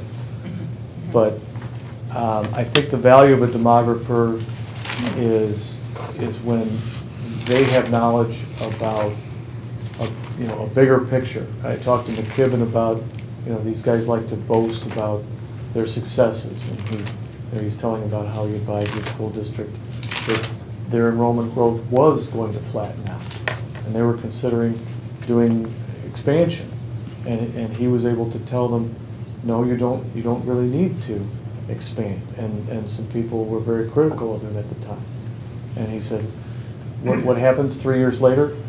I'm right. I mean, that's the kind of thing that you want from a demographer, is when things are pointed like this and the demographer says no, it's going to go like this, then that's true value about hiring that person to tell you that it's different from what you would normally anticipate. And good point. Okay. So I don't have the expertise to do anything but a cohort survival method, which is purely number crunching. But you're hiring a demographer to do something that's more sophisticated. Basically, they would take into account the birth rate, projected birth rate, and just other things going on. And inflows and outflows of, people moving into the district with kids, and maybe they'd look at the limitations on, the number of properties we have for sale. I mean, trends. Did you guys use the study for planning on the construction projects? I You recall? don't really recall looking at them too closely. I have personally lost faith in them a long time ago. But Oh. I don't know, Michael. No, if you- I don't recall us looking at things, because our renovation was more to get the infrastructure up and running, technology, heating and cooling, and that, and, you know, it wasn't gonna be this big expansive, well, let's expand here and expand here, with exception for the junior high school. Yeah, and I think for that, we weren't looking super far into the future, just trying to see in the near term what we Right. needed to do. But I think David brings up an excellent point, is that maybe a demographer can tell us, hey, you know, 3 years from now, it will flatten out, and we're gonna make all these changes, but man, oh man, it just keeps growing. Well, I'm just looking on page 35 of David's packet. If you look at the high-end projection of Dr. Cochran's study, it's 1,691 students total for 14-15, and the mid-end is 1,577. That's a difference of, you know, over 100 kids. That's, if we keep class size the way it is, that's 4 classrooms. 5 at K2, you know, if we keep it at 20. We don't have 5 extra classrooms right now, so if you're just looking at total numbers, I know it's not by grade level, I'm not going grade level by grade level, but I'm just saying there's a huge difference between, in this size of our district with the facilities that we have, 100 kids, from a mid-range projection to a high-range projection. All right, well, then I'll ask this, and then, you know, why are we, I hate to go back, why are we considering tabling this? If the study was so bad, and we spent, you know, $1,300, all right, lesson learned, does anyone want to, do a thought for, what, $4,000 to $7,000 engaging a demographer to get some information that could potentially save us down the road, or is it not worth it? What do you guys want to do? Well, I think the idea is that if we're going to do a facilities review, maybe we need to have this information. David, what was, you had said you were going to have us look at it, but then you were going to say, for some reason, the information wasn't accurate and you'd come back to us later. Why did you, when you started this off, you said, I had some information, then I found this. It sounded like we weren't going to look at it tonight. I don't have a proposal from Cochran. I just got a hold of his Oh, yeah, report. but I don't know that. I can't tell you how much. Yeah, I would follow That would be Ms. fine. Boyd's I don't- suggestion that we're not going to hire the So plum that's what's holding it up. No worries. I think the school district is looking at a future of spending $30 million a year. And knowing how you're going to spend that $30 million a year can be significantly impacted by your enrollment projections. Right. I would And- never do a financial projection without making my enrollment projections drive the financial projections. Right, and that's what Mary Rose was saying, wouldn't it help, you know, we're going to hire an architect hopefully December 16th, but if you're an architect, wouldn't it help to have some kind of demographic information, you know, or knowing that something's in the works right now and coming, that you could make those recommendations? I mean, for $4,000 to $7,000, I mean, no. Well, yeah, we're talking about doing strategic planning. This would be a component of a strategic plan. The facilities review is a component of a strategic plan. It's an important tool to have. I'd advocate that we look at these two proposals and decide which one to choose. Just because the last demographic study was inaccurate, it doesn't mean we totally throw that out. We shouldn't try to get an accurate one. I guess from a timing standpoint,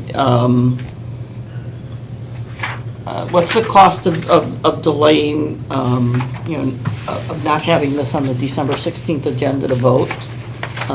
Is there, Yeah, I think, for those of you watching at home, it's a dramatic turn of events here in the Finance Committee meeting, is that we're going to change our minds and just go with it. I do. I just think after discussion and listening to the folks here that I would recommend that on December 16th, we vote on, I guess, accepting one or two of these proposals. I mean, I'm okay with Casarda or McKibben. I think there's merits that, you know, Casarda, he does have a lot of good points and a lot of background, but it's a lot of high schools, and you know, McKibben kind of appeals to me a little bit too. So. And McKibben had a shorter timeline. It was 6 weeks versus I think it was 60 days. It's not a tremendous difference, but still. Do you want to recommend that we take action on one of them right now, or decide on one and put that on December 16th, that we go with McKibben or Casarda, or how do you want to work this for December 16th? I would go with either one. David, do you lean towards one over the other?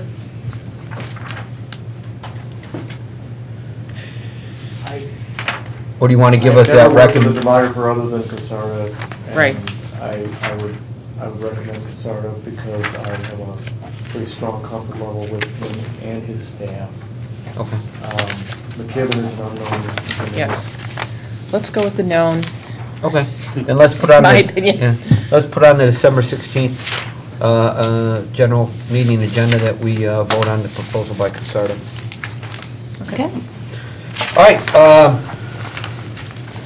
being mindful, it's 8:45. We have a couple more agenda items, and number 6 is recommendations to achieve GASB compliance. That I know this is something you've always talked about from the get-go, David, so we'll turn it over to you and see why is this Well, necessary and what we need to do to take action. I recommend we use Donlin and Associates. They're a very highly qualified actuary, and they have a strong client base in our region. I think their quality of work has been good in my past experience, and the value of their contribution is not only to, you know, from the standpoint of knowing, you know, what's normal turnover of your staff and having an actuary give you that number that you can rely on and build into financial modeling. I rely on it for that. And it is an absolute necessity in order to achieve GASB compliance. Donlin and Associates is highly experienced and can do that for the board. The industrial appraisal proposal is less costly than Asset Works, and I know that there's a lot of school districts that use industrial appraisal. I've used them multiple times. They can do the job. When, you know, at the end of the day, there's deliverables, there's documents, there's, you know, specificity about all of your fixed assets, pages and pages of lists of all the things that the school district owns. Challenge for a business office to then work with the appraisal company and make sure that all those records are updated on an annual basis. But it's where a school district needs to be in order to achieve GASB compliance, and I think be able to say to anybody who's wondering, do you have a handle on what you own? Having an appraisal company say yes is really the responsible thing to do.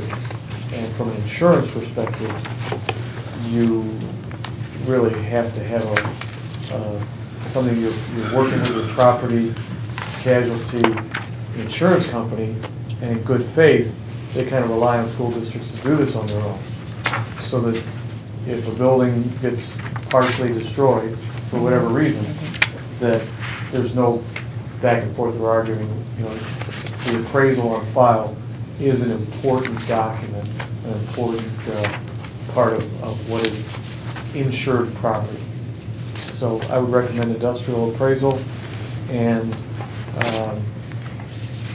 Donlin and Associates to fulfill these two GASB compliance pieces. Once these two pieces are done, then we're ready to say we're GASB compliant. Any questions or concerns about being GASB compliant. One with GASB, so then I just the first day I met you, David, you were saying we gotta get GASB compliant. I know this has been something you want, and I support it. I just don't see. The cost is mitigated by the fact that the common practice of school districts is to do a re-inventory and reappraisal of all their property only once every 10 years. Right. So this is not a cost that you're going to see in the future until the year 2024. And the Donlin and Associates cost is pretty much mandatory every other year. So you can take that number and divide it by 2 and call that your average per year cost. But we would need regardless of GASB, we would need an inventory, to inventory our property regardless, right? I can't imagine not calling that an important piece of your stewardship. Okay, all right. So this is something. What, you see where you're responsible now? That's how you really feel. Non-GASB. From an insurance perspective, Do-gooders. Yeah, everyone's a lot of reasons to have an accurate inventory of your property. David, did you have any idea when was the last time we did one, or who did it? Have we employed a firm before to do this type of? I haven't researched that. All right, and anybody have that in their recent memory? We do have an asset list. Dr. Shermalos gave me one recently. It's about 100 pages long. I haven't looked at it, itemized it, but we do have one. I don't know who did it or how old it is. I'll get back to the board on that. Yeah, Okay. it was done through the technology department, what's that last year? It just- Okay. Updated last year. That was an in-house developed document. Right. I do think it's all technology too. Right. It's it's technology. Which is great. We will facilitate the rest of the re-inventory by incorporating that work. Okay, great. All right, is this something that we would put on, I say that we put this on the December 16th agenda to vote on, that we hire Donlin Associates and Industrial Appraisal. And Okay. those of you who vote against it, run against being called anti-GASB. Do it at your own risk. okay? All right, and then our last new business agenda is an update on the park assessment timeline, which Don will share with us. You should all have a copy of the presentation. I have enough for you to see, so I'm not going to project it. It's just a single slide timeline as to some of the key benchmarks with the. Does anyone else want one? I have a copy somewhere. My last page got cut off. I've got it on. Oh, yeah. Is Thank it you so different much. from what's on board book? I'll take No, one. it's Thank the you. same. Thank you. I'm all good, thanks. Okay, and our timeline is, again, the park assessment is in March, correct? In March? Correct. Okay. These are just some of the key benchmarks related to technology in preparing for the assessment in March. So the initial part for us will be the device preparation, just making sure that the devices are ready for testing. We know that from an operating system standpoint, they're there. It's just really more of, given the test environments that we have are going to be it's not going to be in a lab environment or a lighted environment. So so power becomes critical, battery life. So over between now and the middle of January, really leveraging a lot of the winter break to evaluate the battery life on devices and replace batteries if needed. And those are things that we've had to do over the past few months, especially since we have a lot of older devices that are out, especially at the elementary schools. We do similar types of testing with MAP, where we're testing in similar types of environment. So that, as far as the device preparation process, again, there's going to be some system updates that we'd like to do on these older devices as well. And then there's also a secure browser that needs to be deployed, a piece of software that is part of the PARCC assessment process. It's the testing module that students will use. There's also, between now and the end of the year, there's a number of training modules that we need to participate in as a team. I know myself, Dr. Deanne, and Pam Shaw, there's various training modules based on different components of the assessment. Some of those that are related to technology. There's a training module for technology readiness for schools and districts. If you're using a proctor caching component, which we're not going to use in this environment. But the infrastructure trial, student registration import, accessibility features and accommodations, these are all training components that PARCC is providing, many of which are not yet released. They're due to be released this month. That will also help us with the planning, the more in-depth planning of some of these feature items. Then just ensuring that the school network is configured properly to talk to the PARCC servers at Pearson. And then once we have established that connectivity, doing a level of testing of those devices and systems check that they can communicate, and doing that all within the month of January.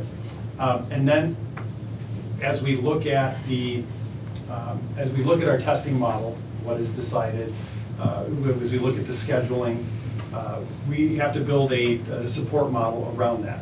There are some recommendations with having technical support available as students are testing, because that if there is a problem, you want to have a technician or a technical person ready to answer questions. So essentially a floating technician. So we'll have to look at what our schedule ultimately looks like for the assessments and how we can position people, schedule people to make sure that there's individuals there to support it from a technical level. Layered on top of that, not included in this, there's also a proctor training, and there also needs to be, people need to be trained to actually proctor these examinations. Those are conversations that Dr. Deanne and Pam Shaw are having as well. What will that look like? How do we identify these proctors? And what is the training and support model for that? Then doing a systems trial at the end of January without students. Again, doing there's a testing component. The extent of it, don't have a lot of detail on that. That's where these training modules that PARCC is going to be providing, what would be required to conduct those systems trials. That dress rehearsal infrastructure trial, again, it is something that's recommended. We don't have a lot of detail on it at this time. During the month of December, that's when these modules are scheduled to be released.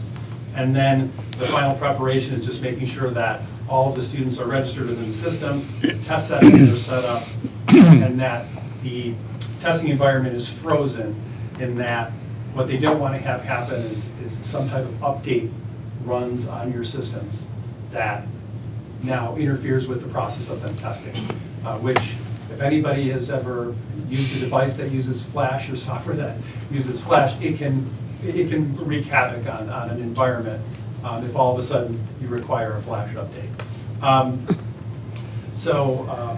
With a lot of these, the things that need to occur, many of them very much mimic or mirror what we often go through with our current MAP testing environment. What we'll need to do, though, is take a look at really some of the differences between MAP and PARCC, and make sure that based on the information as we get it from PARCC, that we can make adjustments as needed. The amount of testing that occur at one time will be is typically based on bandwidth, which by then we should have increased bandwidth to support that. So some of the components relative to the network should hopefully be alleviated with network upgrades. questions regarding. I do. Devices, what devices are you going to be using? Currently, I mean, our plan right now is to use the devices that we currently have. I know there had been discussion about, do we want to look at alternate devices? And there'll be different, at the Technology Steering Committee, we'll look at some options, but the plan right now is to just use the devices that we have. They meet the PARCC requirements. Our challenges within those devices are going to really be with batteries. And we can replace batteries on them relatively quickly. And then as we look to, as a long-term refresh plan on our devices, what is our long-term direction in terms of devices? And what does it look like? Do we stay with a MacBook environment? Do we move to a more of an iPad tablet type device? Do we move to a Chromebook type device? Those are still to be determined, and I know that what we're trying to do is get some input from staff by conducting some pilots over the next couple of months, so we can have not only a recommendation, look at options not only from the standpoint of from financially, but also instructionally. What is the teacher's input on the different devices? They've used the MacBook for a number of years. We want to put some iPads in their hands, classroom sets in their hands to evaluate. Same thing with Chromebooks. At the same time, those devices, if we have them in the district, we could also use those for PARCC assessment as well. And we could even, the Chromebook has a very easy deployment in terms of Chrome. The iPad presents potentially some challenges that it needs a wired keyboard and it's a touch screen. So there are, I don't know that we necessarily want to use that in the PARCC test environment, but a Chromebook is very similar to a laptop touchpad and would be. All right. Don, we have, it's grades 5 through 8 have laptops, is that correct currently? Correct. That's where our one-to-one, and I guess you kind of began to address the question I was going to ask. Grades 3 and 4 also have to take PARCC. Right. And is it possible to take them on the iPad, which is the main equipment they have now? Well, there are also shared carts Okay. of laptops. They're old, they're up in years, and actually, and what I'm looking at right now is how many are really were due for cycling out this year anyway, but have not yet. So those are really the resources that when I talk about over the winter break that we really need to focus on. Those more the elementary devices, because that is where all of our old equipment really lies now. The middle school students are using devices that are anywhere from 1 to 3 years old. It's at the elementaries where we have 4 years old in their in their 5th year now at the 5th grade. So it's 5 years and older at the elementary schools. So we're at 5, 6, 7, and even some at 8 years old, which that's minimal. Given the inventory levels, the district has been on a 7-year. After 7 years, they're replaced, and we have devices that are now in their 8th year at the elementary. So we're kind of pushing that a little bit longer than we have historically. But let's look at the reality of the situation. What are we going to do? We got the test come up in March. We're just going to let's just buy a bunch of new laptops, and that the sense I think of the board is that we kind of want to get away from Mac and at least explore that with the Technology Steering Committee, which will meet, I believe, next week. Next Tuesday. Next Tuesday. I mean, what other choice do we have? I mean, we got to run with the equipment we have, and. No, I had a question that currently MAP testing isn't done, in, say, grades 5 through 8. The actual testing is not done on the student's assigned one-to-one device. It's done on a separate device, I thought. Those that have the one-to-one devices. Oh, they do? Okay, I didn't know that. All right. Yeah. And then in the, and at the smaller schools, at Blythe Park in Hollywood, they've set up labs. They're using the learning centers as a lab environment, still running on battery power, but set up in a lab environment and have students going through. I guess I'm surprised because that means then, instead of setting up a lab where kids go, because when they're going for testing, it's for a defined period of time. It's not like, you know, you're doing testing at random times. And then you have to set up every one-to-one device to accommodate this testing software and having all this connectivity and all this stuff for, you know, 1,500 kids, well, not 1,500 kids, but however many it is. Yes. So wow. it's okay. It's a large task, and you know, my stomach churns at times because of it. It's something that, again, we do online testing already. Some of the parameters are different. It's a different piece of software that we need to deploy to the machine. But we have tools on the one-to-one devices to get that software to those devices more easily. And that's why that focus will be over winter break on these older devices at the elementary schools, where we really have to physically touch them in order to get that software on them. One of the questions that I had was, I'd had a meeting with Dr. Sharma Lewis, and she'd mentioned that there was some talk about purchasing 120 Chromebooks for $50,000 to perform PARCC testing in some sort of pilot. So is it clear that we're not doing that, but we're rather using the existing MacBooks that we have rather than that? We talked about that. I talked about that with Mr. Regan and yourself, and also with Mr. O'Brien and Mr. Sellers. And then I think we believe as a cabinet, we're going to stick with the machines that we have. The children are used to them. Yes.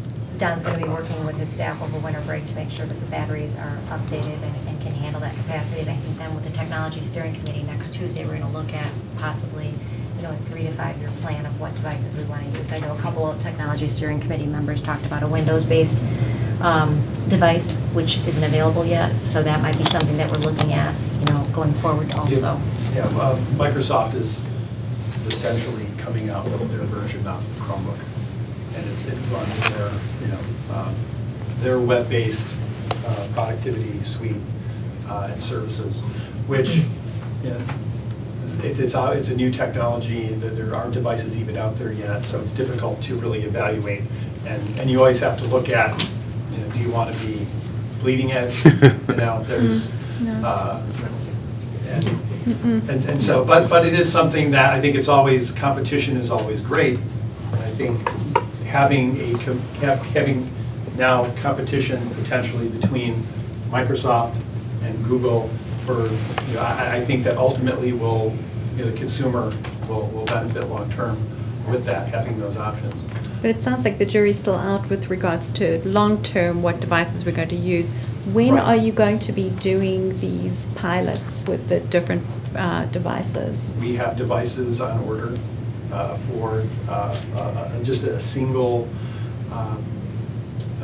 set of Chromebooks that we're going to work with some 5th grade teachers with.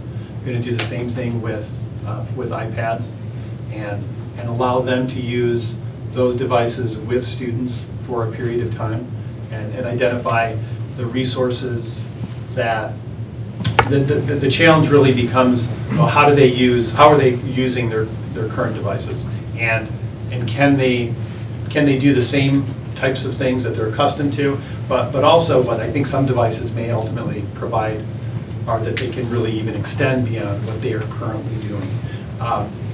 Also need to look at kind of the 80-20 rule with what the device can actually do and how we actually utilize them. I think oftentimes we spend 80% of the time doing 20% of what it can do. So do we find a device that does that 20% that they spend, you know, that they utilize 80% of the time, and then supplement other devices? Not that we need to necessarily move completely away from a Mac OS availability within the schools, but is it a full-time device, or is it a device based on the tool that they need for the given project? So those are all considerations that and I think staff, I know the staff, the few staff that we put some Chromebooks already in their hands, just to give them, a feel of it. They're starting to find resources that they can use within the pilot that either are the exact resource that they're using within the Mac platform or replicate that resource. I have a couple questions here. Will you be using vendors and supplementing your staff in any of this? Let me ask the question again. With this process, no, this would all be done internal. And then if you could, where does the pilot that you just talked about with working with devices fall in this timeline? Within that timeline, we'd really be looking at probably January, February, March, as far as to be piloting some Chromebooks and some iOS, iPad tablets. But that's not critical path for PARCC, correct? No, I don't want those to be dependencies. Yeah. But what could happen is that those devices could potentially be used for PARCC and help to supplement. But we're talking a minimal number of devices, but it would also be a way to give feedback on that as students become more familiar with the device. Okay, but yeah, it becomes an option. Okay, it's really something that's happening in parallel. Yeah. Correct. Yeah, that's why it's not. I just really briefly reflect on the whole, not the PARCC thing, but the general technology. And we know we have the steering group, and I welcome their input, but really to me, I think as far as what device is it going to be is not the relevant question. It's what do we need to do in the classroom? What devices do we need to support instruction in our program? I don't think we should be locked into a certain technology, whether it's an Apple or a Microsoft or Google or Chrome or whatever. I think hopefully if we can manage it, we can support a blended mix of those things and use them as needed. The one thing that, and I agree, the one thing that Don has done for me is, like I have a Chromebook right now, and so I'm, I told you that I'm playing with it, because I want to make sure that what's in our curriculum, and there's still stuff that we haven't touched in our curriculum with digital technology, that these devices are going to be compatible for that. So I would imagine we may come across some that aren't. And so for me, those types of devices I would want to put aside and just get the ones that are going to do the work that we need them to do. But I think if we could have a multiple device type environment, I think it's good for kids. I think it's good exposure, it's good for kids. I think the end goal is to have an infrastructure that is device agnostic. that ultimately you could walk in with it, because really at some point, we probably won't even need to provide the devices. The cost of devices are continue to go down. There's bring your own technology initiatives that are out there that can be considered. And what you really need to be able to provide is the connectivity, is the access to the resources. Right. And so also when we evaluate resources, we also want to make sure that those resources aren't pigeonholed into a specific device. Yep. And those are, it just becomes another consideration when making a selection moving forward.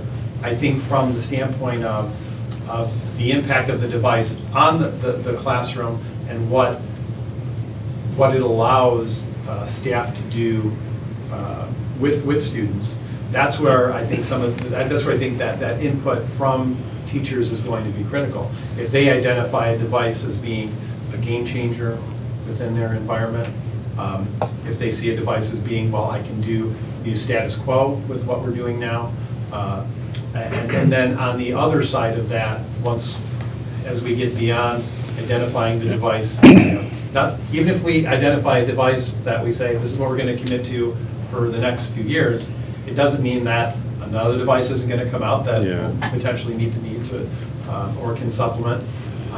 Is then looking at the types of resources that we're having students access that they're interacting with. We've been limited because of our connectivity with, opening up, the types of resources and websites that are, a little bit more engaging and streaming media is Not until next spring. Exactly, but again, that opens up a door to other resources and possibilities, and we have to look at STEM-based curricula, and so it opens up a very world of opportunities for students. Thank you very much. We'll move off that to our last item, update on the status of copier replacements. I am going to address this in about 30 seconds. On page 57 of your packet at the very bottom, it has term and termination. We advised the board that we were locked in, and we are locked in until July of 2015. I wouldn't try and challenge that language. It's an evergreen clause, a one-year renewal.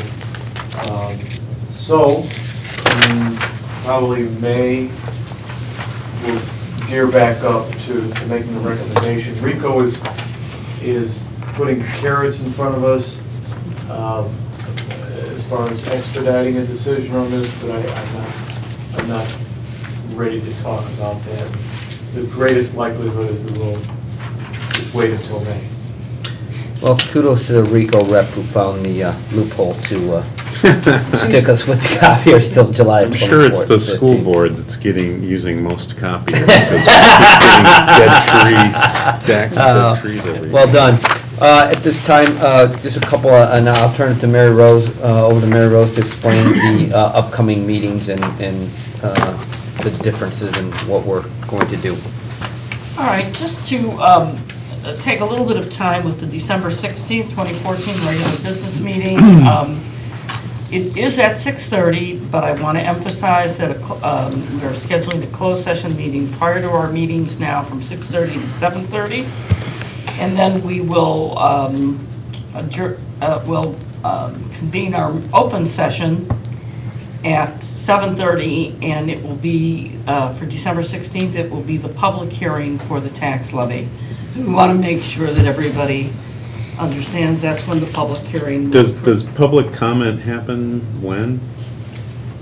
That's a good question, and we'll make sure it gets answered on that date, but, Okay.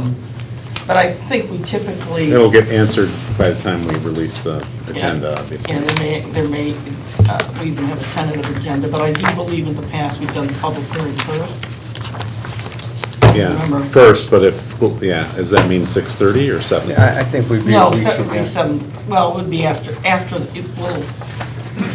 I think we should be flexible, that if anyone wants to make a public comment at 6:30, Okay, they can. that's fair. I just want to make it. I understand. I just don't want there to be a sense of confusion if we can avoid it for folks. Well, we are going to try to make the agenda clear.